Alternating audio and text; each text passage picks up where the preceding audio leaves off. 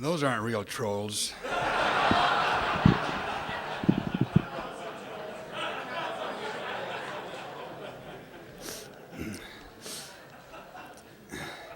You don't have enough Norwegians around here to get the real thing.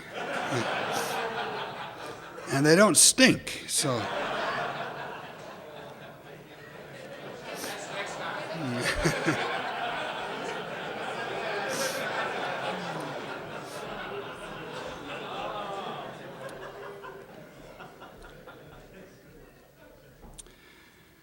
I wanted to just say a personal word about Andrew Purvis joining us.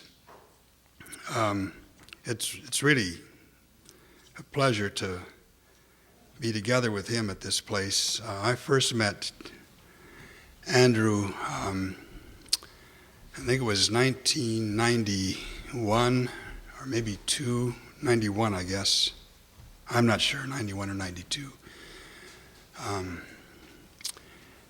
And I had resigned my congregation and had been invited to Pittsburgh Seminary to be a writer in residence, pastor in residence for a year.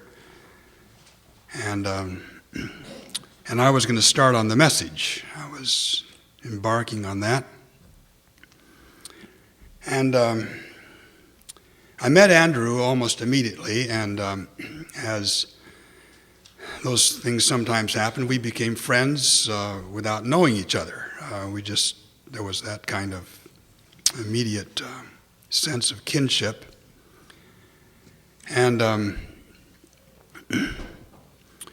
might not have all the details just right, but the story is right.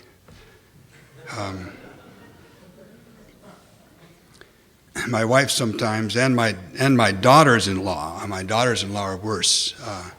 They are always checking on the facts of what I'm saying.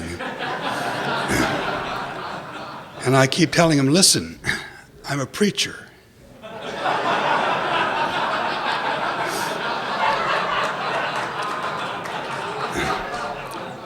My job is to tell the truth.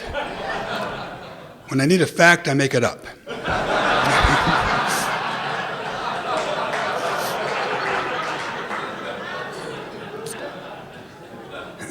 So anyway, shortly after we arrived in Pittsburgh, the seminary gave us free of charge an apartment close to the seminary.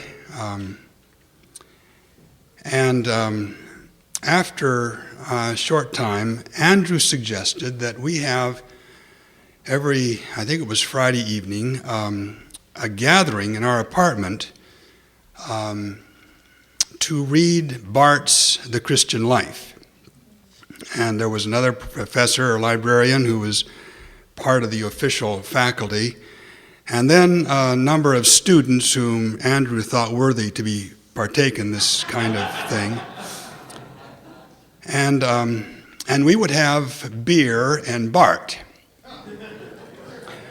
Well, I wasn't sure what the rules of the seminary were. I thought that perhaps the reason he wanted to go to our apartment is not only was because it was close, but it was off campus. And there was something about maybe beer on the campus or something like that, and so we were a safe place to do this. And so that we gathered for these evening colloquies, reading Barth. And then I realized it wasn't the beer that was the difficulty. It was the Barth.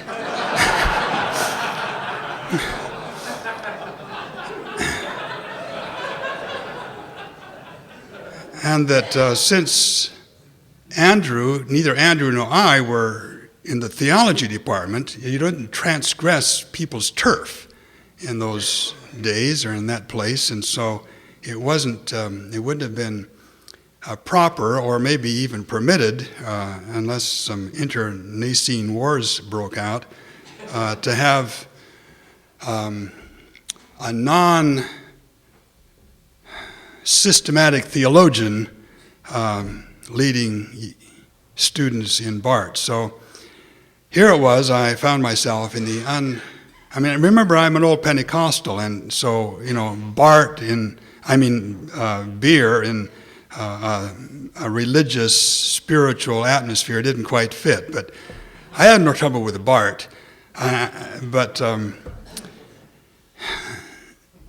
had trouble with the beer. And now Andrew's going to Scotland under cover of taking a study group just in order to get some more beer. Anyway, I thought you'd like to know that.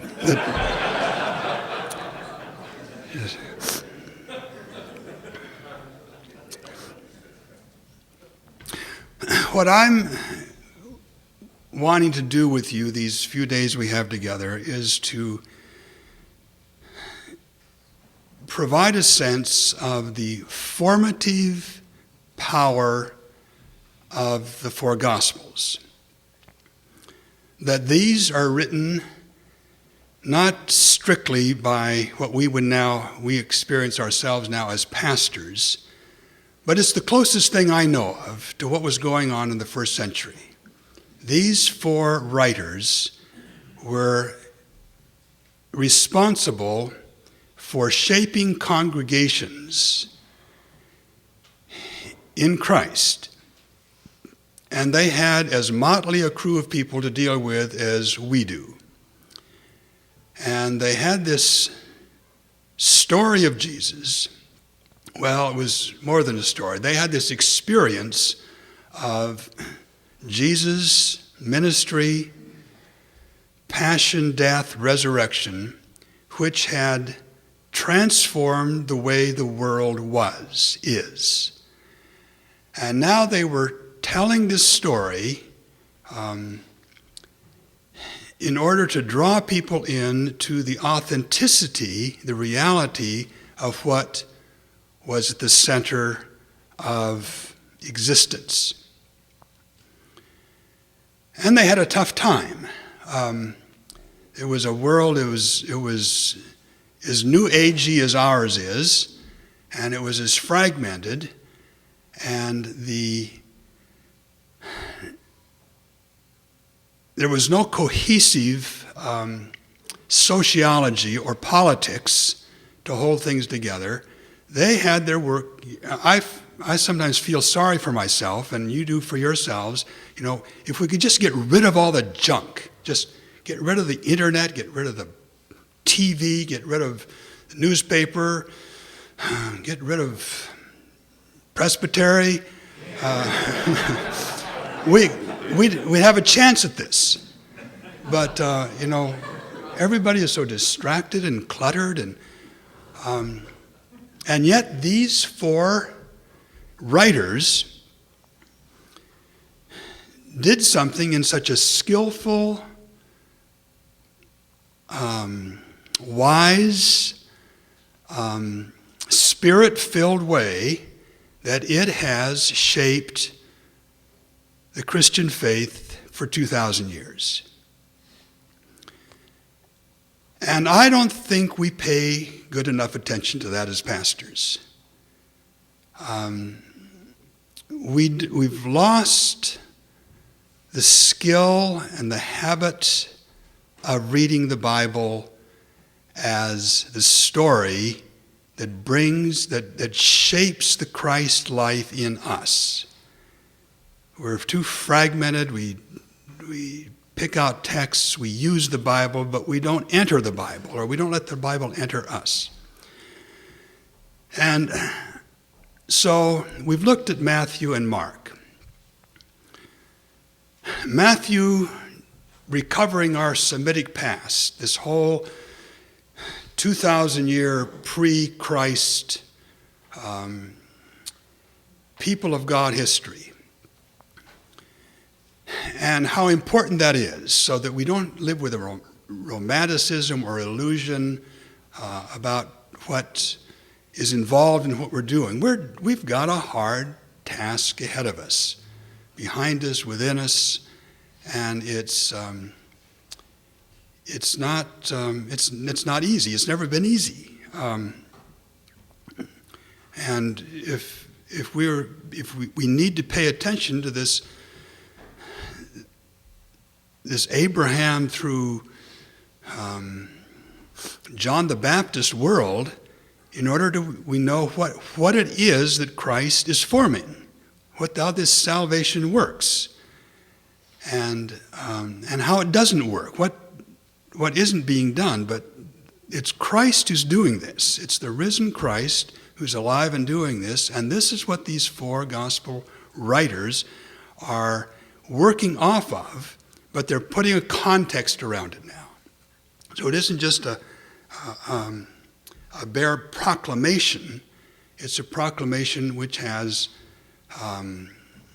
relationships, ramifications, connections with everything that's going on.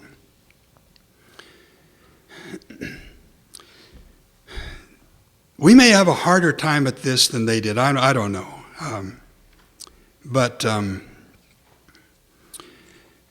technology has done something to our mentality that is pretty destructive to the gospel. It has made it possible to have truth. Now technology didn't do this. Technology just has exacerbated it. But it's possible now to have truth or things without context. When you had to walk someplace, you felt the terrain, you were part of what you're doing, or even if you rode a horse. But now you get a car and you've got instant transportation to any place and you don't have to bother about context. When you had to prepare all your own meals, you had a kitchen, you had to get the food, you had to, it was a lot of work. Now you just telephone out for a pizza and you've got an instant meal. There's no context to it. And it's the same pizza wherever you go in the world. There's no connection with certain tastes or certain competences or whatever. So anyway, all I wanted to do, just to remind you of what we're doing, is Matthew, Mark, Luke, and John place the proclamation of Christ in a context, the same context in which we're living. Some of the details change, but not substantially. So we've got our past that Matthew recovers for us in a realistic way, this whole Semitic world, and we have Mark who now shows us or draws us into this story as participants, not as spectators, not as studiers, not as students, but as participants. We're one of these people. And one of the things that both of these first two Gospels have shaped in us is a realization that God uses people like us, imperfect, flawed, off the mark much of the time, in order to shape this gospel. And Andrew last night, in this magnificent account of Gregory Nazianzus, here's this man with this rigorous, fierce commitment to holiness, to integrity, with the self-awareness that he's a flawed person. And doesn't nearly come up to what he's setting for the standard for himself and for us. He had a good biblical sense of who God is dealing with as we're doing all this, without just saying, well, we're all human anyway, let's get on the best we can. Now, I'm up to Luke now, if you remember the sequence.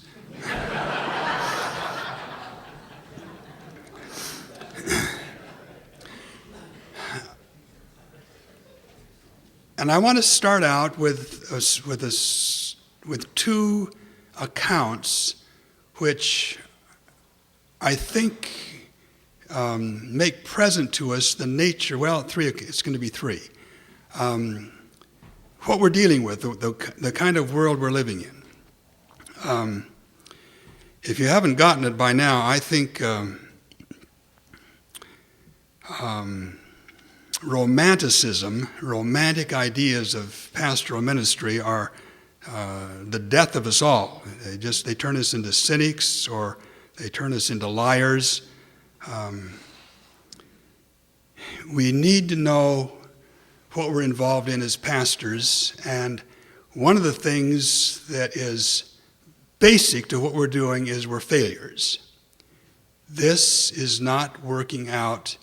I mean, we're not failures in one sense, but we're failures in terms of our own expectations, our own unbiblical expectations, our own unchristed expectations. So we better face it. Just accept it. You're going to end up a failure. And here are my three stories. First, Moses. The book of Deuteronomy gives us an imaginative reconstruction of Moses at the end of 40 years of work with these people. Deliverance from Egypt, the 40 years in the wilderness, and now he has them all assembled on the plains of Moab at the Jordan River, ready to cross over and take the land. He's given them his best. He's worked with this congregation for 40 years, and they've been a tough congregation. You think yours is bad. This is a one unruly, undisciplined, stupid congregation, and the elders he had weren't all that great either. So here he is. And in this wonderful Deuteronomic, this is all sermon, a series of sermons, but just ends up being one big sermon that Moses preaches. And he recapitulates everything that's gone on, reviews his history, reviews the commands out of Sinai, works out a lot of the details, again, the little signposts that they have to keep themselves in order. And it's really a very skillful piece of work. And then, at the end, God speaks to Moses. And this is my translation. You're about to die and be buried with your ancestors. You'll no sooner be in the grave than this people will be up and whoring after foreign gods of this country that they are entering. They will abandon me and violate the covenant that I've made with them. So here's what I want you to do. Copy down this song and teach the people of Israel to sing it. They'll have it then as my witness against them. When they begin fooling around with other gods and worshiping them, and then things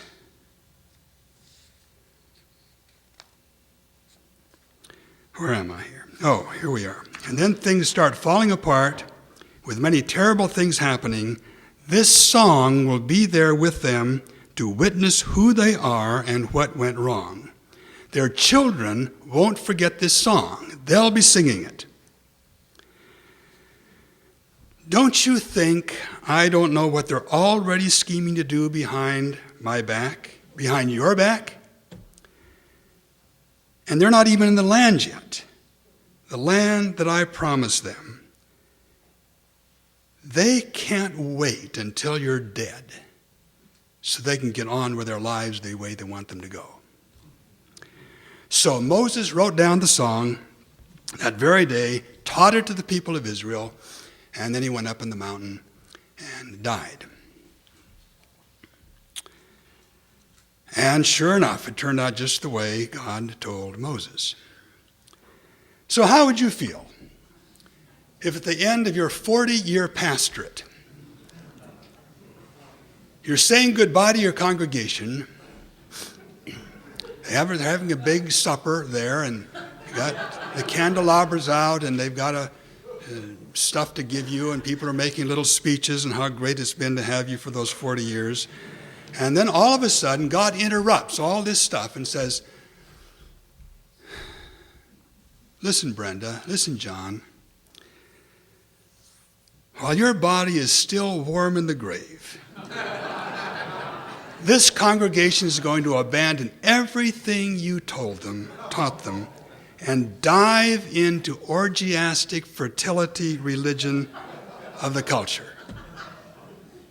They're already anticipating it. They can't wait till you're out of here. So write this one last sermon that can be preached after you're dead. Make it a song sermon so the children will learn to sing it. If that took place at the end of your pastoral ministry, would you feel like a failure? Sure you would. Sure I would. And we look back at Moses as one of the great ones. I mean, we look up to him. And that's how he ended his life.